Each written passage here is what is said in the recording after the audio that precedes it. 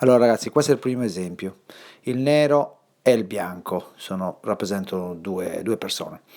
Il bianco si sposta lateralmente, ok?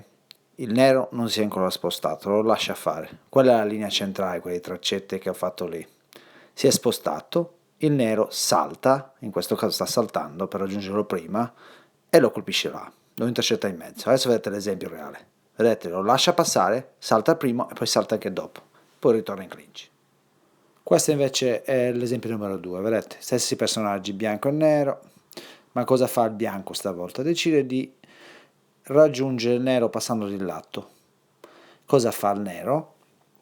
Eccolo che lo traccia lì, il nero lo intercetta quando sta passando senza far nulla, non cambia neanche guardia. Adesso fate l'esempio vero, lo intercetta nel mezzo mentre passa, quando non si può difendere. Guardate l'esempio vero adesso.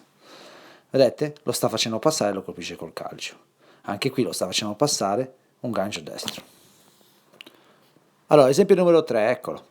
Questa è la linea centrale, ok? Questa qui è quella dove mi sposto lateralmente. Vedete, adesso faccio la freccia, mi sposto lateralmente leggermente, anche solo col busto, e punto la mia linea centrale dove lui non ce l'ha, per colpirlo là. Adesso vedete gli esempi, quelli fatti veramente. Lateralmente, questo più col busto. Guardate questo come è messo in relazione alla mia linea centrale, completamente fuori. E poi l'ultimo è quello più diagonale.